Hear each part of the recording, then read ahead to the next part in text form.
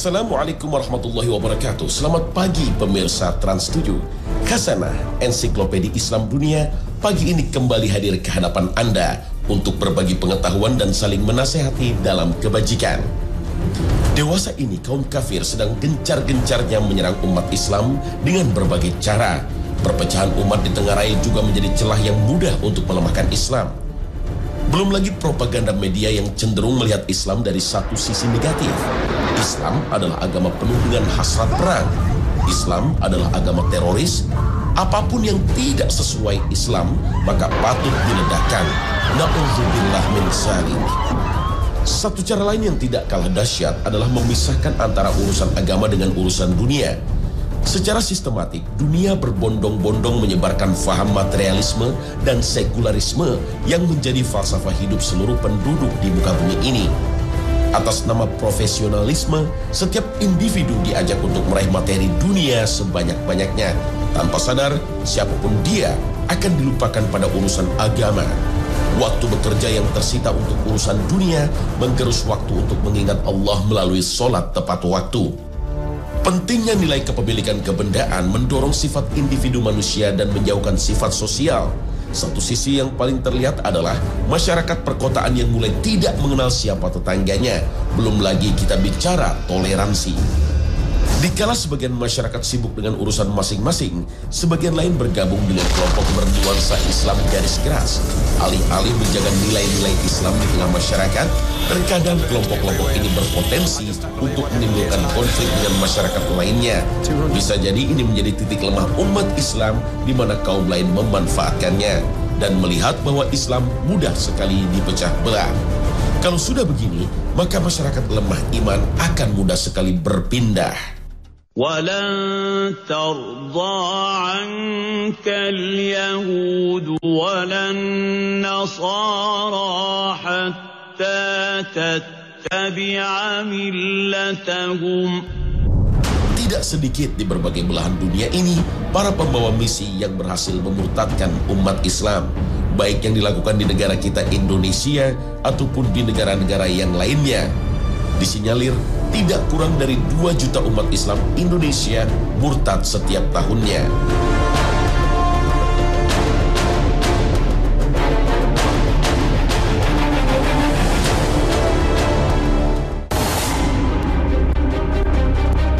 Para ulama membagi pengertian murtad kepada 2 bagian. Pertama ditinjau dari segi bahasa dan kedua ditinjau dari segi syar'i. Dari segi bahasa, kata murtad adalah berasal dari kata ridha. Kamus Bahasa Arab menjelaskan bahwa ridha mengandung arti berpindah dari sesuatu kepada yang lainnya. Sedangkan dari segi syar'i, para ulama sepakat bahwa yang dimaksud dengan murtad adalah seorang muslim mukallaf yang keluar dari agama Islam. Para ulama dunia sepakat membagi murtad kepada beberapa bagian. Pertama adalah riddah kauliyah atau murtad perkataan. Definisi ini seperti mencaci atau memaki Allah Subhanahu wa Ta'ala dan para nabi, juga kepada hukum syariat Islam yang lainnya dalam keadaan emosi atau marah. Kedua adalah riddah fi'liyah atau murtad perbuatan. Kategori ini dicontohkan seperti membakar mushaf Al-Quran dan menginjaknya. Ketiga adalah riddah kalbiyah atau murtad hati, seperti berkeyakinan bahwa Allah itu adalah suatu benda atau ruh dan bisa menyatu dengan manusia sebagaimana diyakini oleh Al-Halaj, bahwa Allah pada akhirnya bisa menyatu dengan jasad manusia.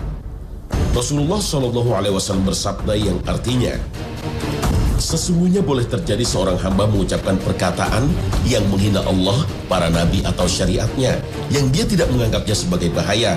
Sedangkan perkataan itu boleh menjerumuskannya ke dalam dasar neraka yang kedalamannya lebih jauh daripada jarak di antara timur dan barat. Hadis riwayat Muslim dan Al-Bukhari.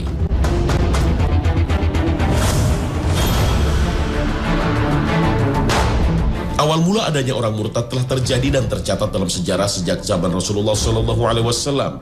Sejarah mencatat bahwa terjadinya peristiwa itu menimpa kepada Al-Harith bin Su'id ibnu Al-Samit Al-Ansori dalam peristiwa Perang Uhud. Al-Harith yang ketika itu berjuang bersama umat Islam malah membunuh pasukan Islam yang bernama Al-Mujazzir yang dilatar belakangi oleh dendam pribadi kepada Al-Mujazzir. Setelah Al-Harith membunuh Al-Mujazzir, ia melarikan diri ke Mekah, kemudian keluar dari Islam dan menetap di sana bersama orang-orang kafir. Fakta bahwa akan munculnya nabi-nabi palsu jauh-jauh hari sudah dikabarkan oleh Rasulullah SAW. Demikianlah yang tersirat dari berbagai sabda beliau. Rasulullah SAW bersabda dalam sebuah hadits sahih yang artinya, "Aku adalah penutup para nabi, tidak akan ada nabi setelahku."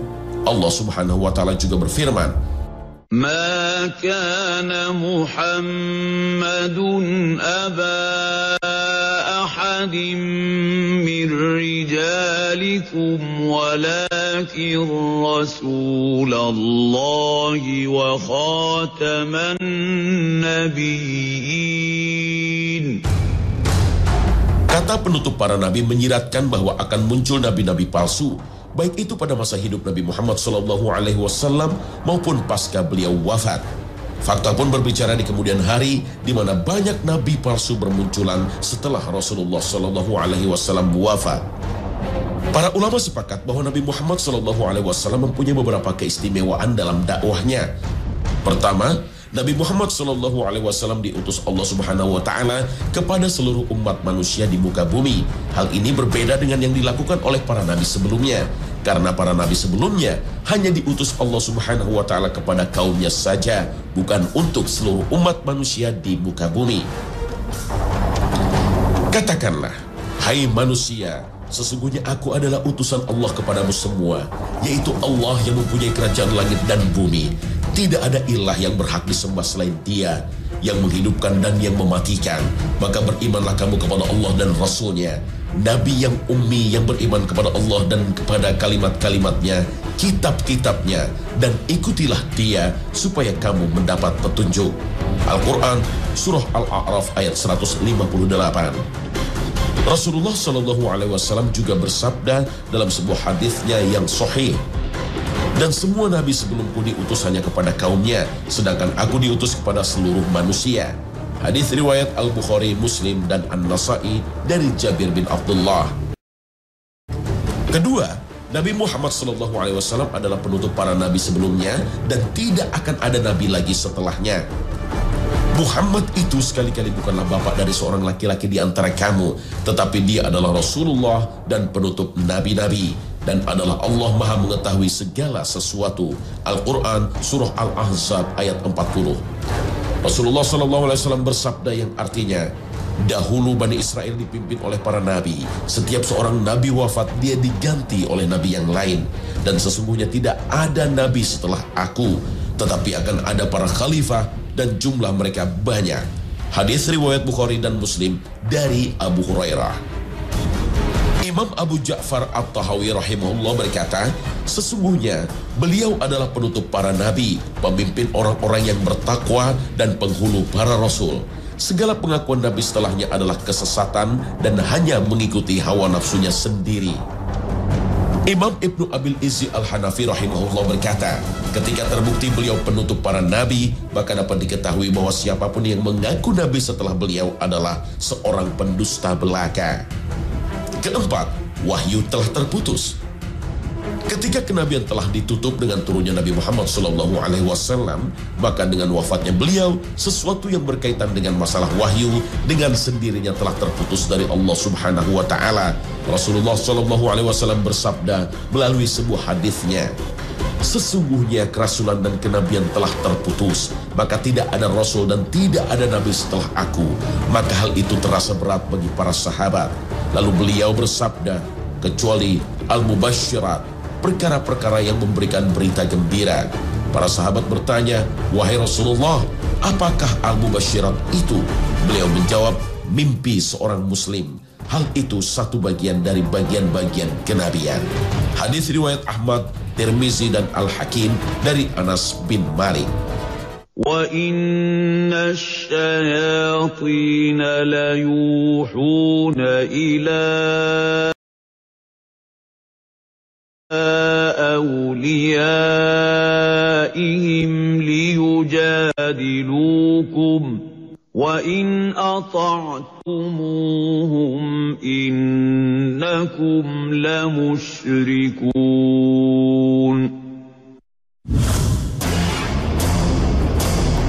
Termasuk kesempurnaan agama Islam ini adalah bahwa tidak ada satu kebaikan pun yang dapat mendekatkan manusia ke surga dan menjauhkan dari siksa api neraka kecuali telah diperintahkan atau dianjurkan.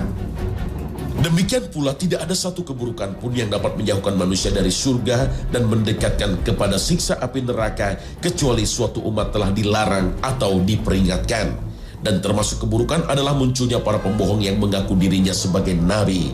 Hal ini juga termasuk sebagai tanda-tanda kecil akan terjadinya hari kiamat, sebagaimana yang telah digambarkan oleh Rasulullah SAW melalui sebuah hadisnya. Tidak akan datang kiamat sehingga beberapa kabilah dari umatku bergabung dengan orang-orang musyrik, dan sehingga mereka menyembah berhala-berhala. Dan sesungguhnya akan ada di kalangan umatku ini 30 orang pembohong besar yang masing-masing mengaku sebagai nabi, padahal aku adalah penutup para nabi. Tidak ada nabi sama sekali sesudahku. Hadis riwayat Abu Dawud dan Tirmizi. Sejarah mencatat bahwa ada beberapa orang yang semasa hidupnya mengaku sebagai nabi, atau yang lebih dikenal dengan sebutan nabi-nabi palsu yang muncul pada zaman nabi ataupun setelahnya.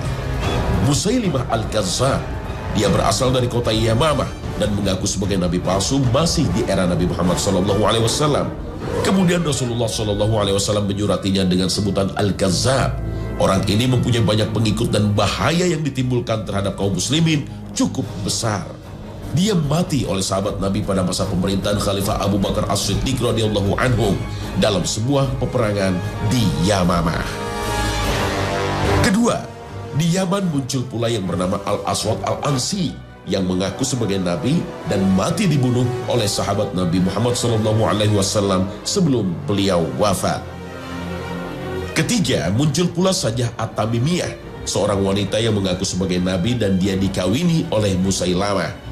Akan tetapi dalam catatan sejarah, Sajah At-Tamimiyah ini bertaubat kepada Allah dan tidak mengikrarkan dirinya lagi sebagai nabi. Wallahu a'lam. Keempat, muncul nama Tulaihah bin Khuwailid Al-Asadi. Dia muncul pada zaman Khalifah Abu Bakar, namun dia bertaubat dan meninggal dalam agama Islam pada zaman Khalifah Umar bin Khattab. Kelima, muncul nama Al-Harith Al-Kazzab yang muncul pada masa pemerintahan Abdul Malik bin Marwan. Dia mati dibunuh pada masa kekhalifahan Bani Abbas.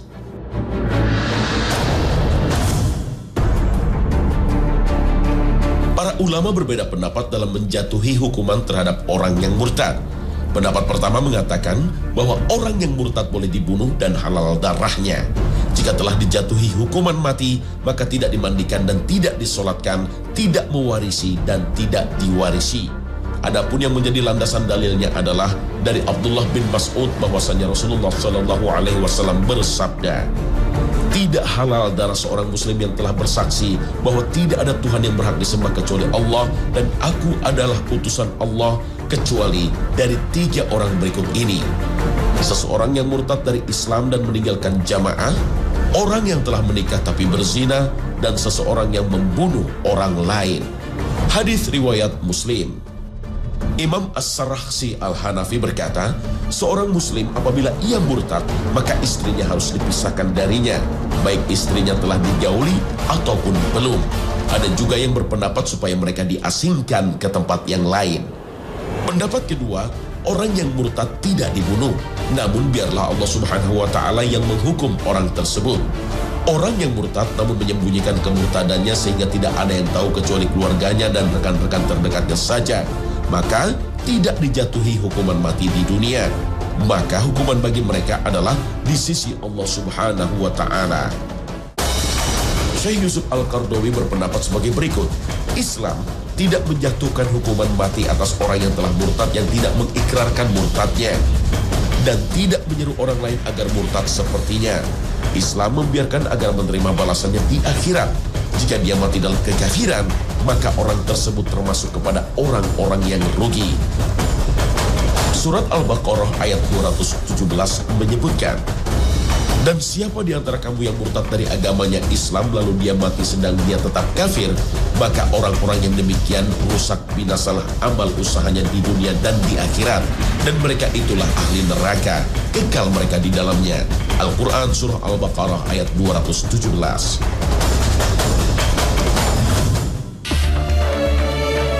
Agama Islam adalah agama yang paling indah. Betapapun manusia di dunia ini melakukan dosa sebesar gunung dan sebanyak buih di lautan, kemudian dia datang kepada Allah untuk meminta ampunannya, maka Allah Subhanahu wa Ta'ala akan mengampuninya. Demikian juga halnya dengan orang-orang yang telah murtad dari agama Islam sekalipun, apabila dia bertobat dan meminta ampunan kepada Allah dengan penuh kesungguhan, maka Allah akan menerima taubatnya, insya Allah. Akan tetapi sebagai pijakan dalam masalah ini, para ulama berbeda pendapat mengenai apakah orang yang telah murtad taubatnya diterima atau tidak.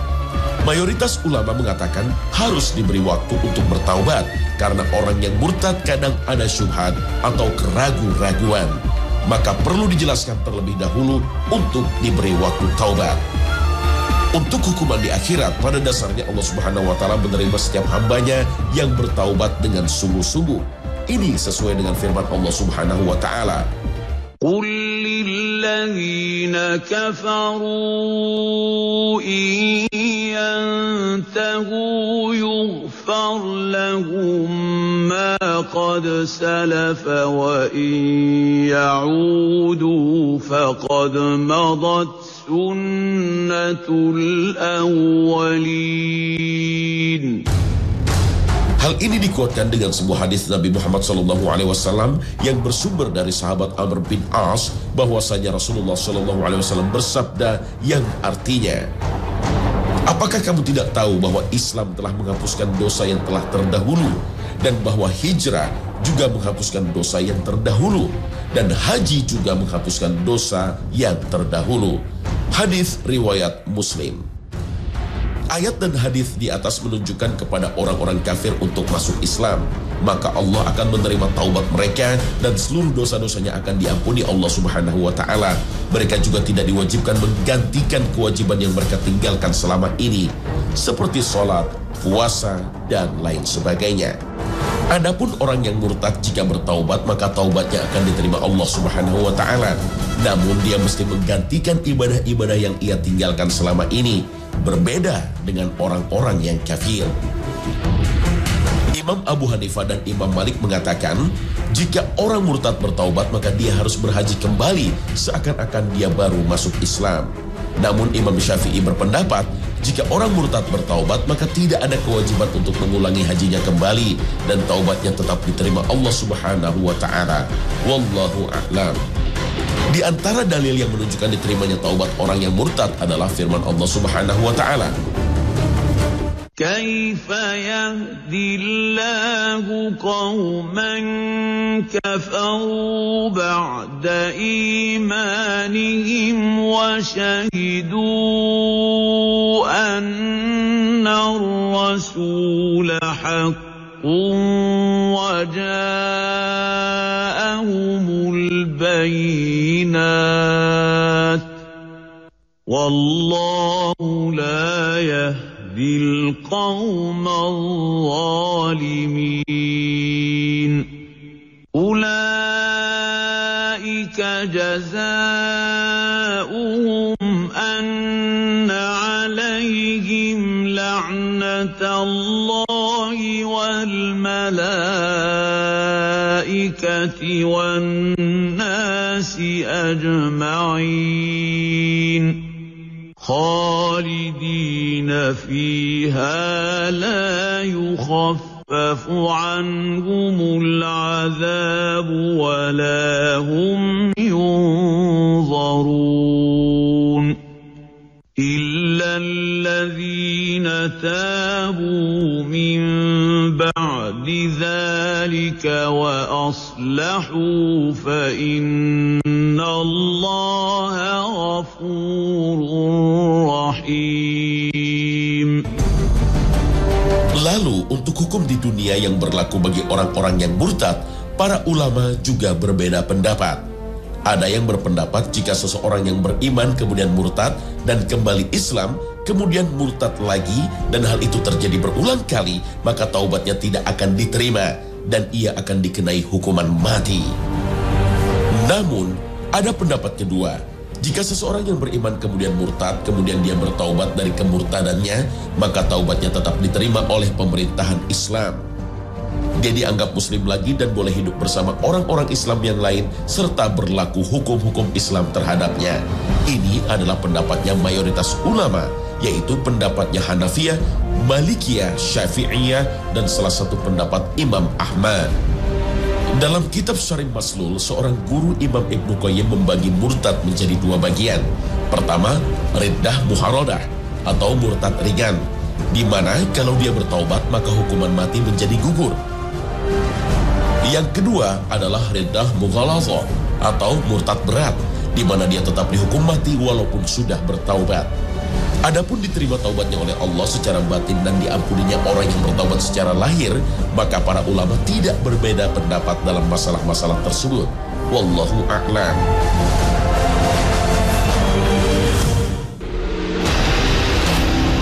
Para musuh Islam dewasa ini sangat gencar dan sistematik dalam rangka menyebarkan faham materialisme dan sekularisme yang menjadi falsafah hidup mereka kepada seluruh penduduk di muka bumi ini, tanpa terkecuali penduduk umat Islam di dalamnya.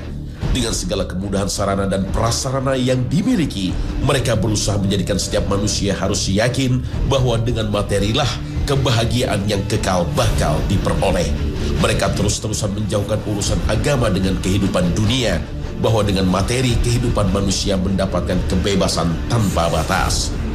Para musuh Islam juga berusaha menularkan nilai-nilai kekufuran, sehingga tidak sedikit umat Islam di berbagai belahan dunia mulai mengikuti pandangan hidup yang bukan berasal dari Islam. Sedangkan Rasulullah SAW bersabda dalam sebuah hadisnya yang menggambarkan bahwa nanti suatu umat akan meninggalkan ajaran agama Islam sejengkal demi sejengkal demi mengikuti ajaran agama orang-orang kafir. Sungguh, kalian benar-benar akan mengikuti tradisi atau kebiasaan orang-orang sebelum kalian sejengkal demi sejengkal dan sehasta demi sehasta, sehingga sekiranya mereka masuk ke dalam lubang biawak pun kalian pasti akan mengikuti mereka. Kami bertanya, wahai Rasulullah, apakah mereka itu kaum Yahudi dan Nasrani? Beliau menjawab, siapa lagi kalau bukan mereka? Hadis riwayat Muslim. Dr. John Azumah membeberkan cara-cara ampuh untuk memurtadkan orang Islam. Dia mengatakan bahwa sedikitnya ada 4 strategi ampuh untuk memurtadkan orang-orang Islam supaya meninggalkan agamanya. Strategi pertama, tunjukkan minat untuk mengetahui ketakutan, kesenangan, dan ajaran keyakinan akan keislaman suatu umat. Strategi kedua, harus bersikap seperti sinar.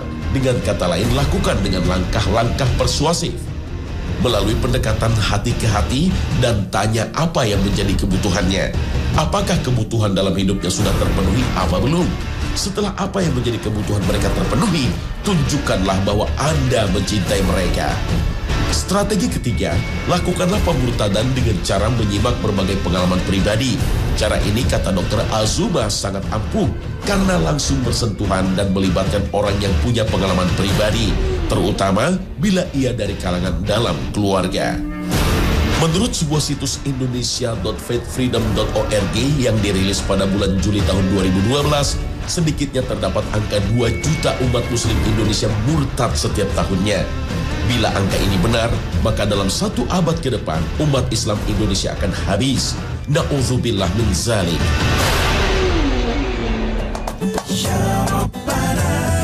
Nah pemirsa, inilah akhir kebersamaan kita dalam Khazanah pagi ini.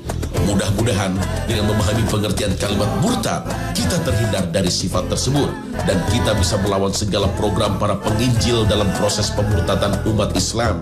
Dan semoga tayangan ini bisa memperluas khazanah keilmuan kita. Mudah-mudahan Allah senantiasa membimbing kita agar selalu berada dalam jalan yang Allah ridhai. Terima kasih atas perhatian Anda dan wassalamualaikum warahmatullahi wabarakatuh.